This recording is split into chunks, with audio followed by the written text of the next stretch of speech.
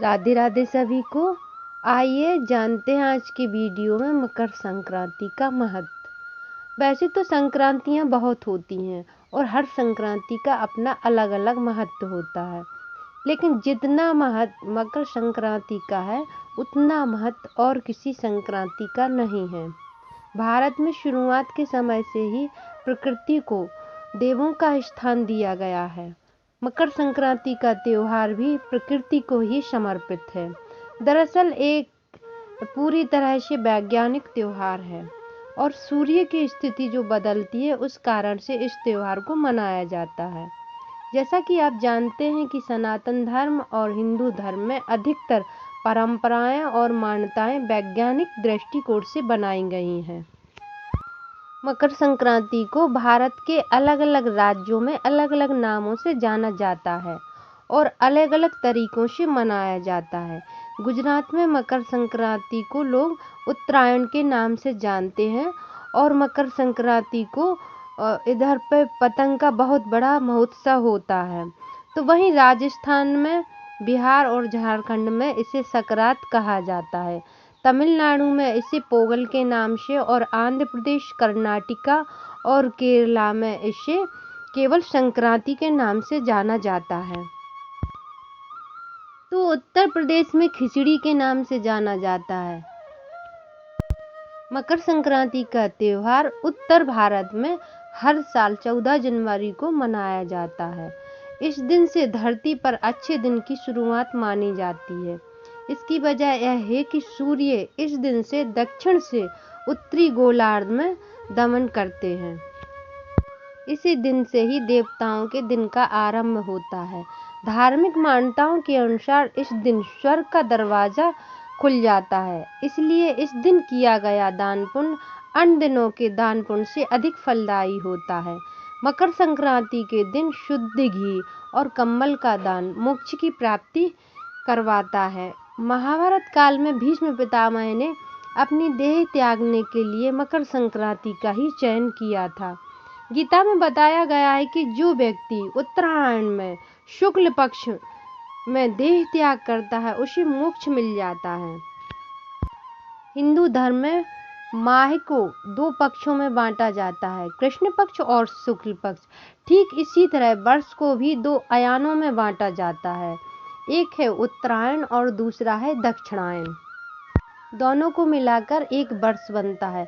मकर संक्रांति के दिन सूर्य की उत्तरायण गति प्रारंभ हो जाती है, इसलिए मकर संक्रांति को उत्तरायण भी कहते हैं। इसके अलावा पौष मास में जब सूर्य धनु राशि को छोड़कर मकर राशि में प्रवेश करते हैं तब मकर संक्रांति का पर्व बड़े हर्षोल्लास के साथ मनाया जाता है।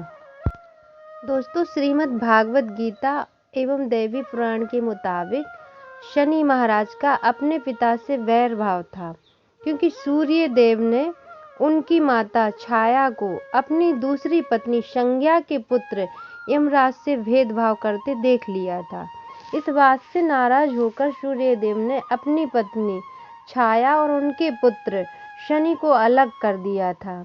इससे शनि और छाया ने उनको कुष्ठ रोग का श्राप दे दिया था। पिता सूर्य देव को पीड़ित देख यमराज काफी दुखी हुए। यमराज ने सूर्य देव को कुष्ठ रोग से बचाने के लिए काफी तपस्या की, लेकिन सूर्य देव ने शनि से क्रोधित होकर शनि का घर, जिसे कुंभ कहते हैं, जला दिया था। इससे शनि और उनकी माता छाया को बहुत कष्ट भोगना पड़ा। यमराज ने अपनी सौतेली माता छाया और अपने सौतेले भाई शनि को कष्ट में देखकर उनके कल्याण के लिए अपने पिता सूर्य को बहुत समझाया। जब जाकर सूर्य देव ने कहा कि वह जब भी शनि के घर जाएंगे तो उनके घर को धन धान्य से भर देंगे, उनके पास किसी भी वस्तु की कमी नहीं रहेगी। साथ ही यह भी कहा कि जो लोग मकर संक्रांति के मौके पर मुझे काले तिल अर्पित करेंगे उनके जीवन में सुख समृद्धि आएगी। मकर संक्रांति के दिन काले तिल से सूर्य देव की पूजा करने से व्यक्ति के जीवन में धन धान्य की कमी नहीं होती है। मकर संक्रांति पर गंगा स्नान करने का बहुत ही महत्व है। पौराणिक कथा के अनुसार मकर संक्रांति के दिन गंगा स्नान करने से 7 जन्मों के पाप धुल जाते हैं। मकर संक्रांति के दिन ही माँ गंगा ने राजा सगर के 60,000 पुत्रों को मोक्ष प्रदान किया था। मकर संक्रांति पर खिचड़ी दान करने का बहुत ही महत्व है। यदि आप गुप्त तरीके से खिचड़ी दान करते हैं तो इसका अलग ही लाभ मिलता है, विशेष लाभ मिलता है। खिचड़ी में घी, नमक, गुड़ जरूर रखें तथा साथ ही तिल, काले तिल हो या सफ़ेद तिल हो, उसका लड्डू जरूर रखें।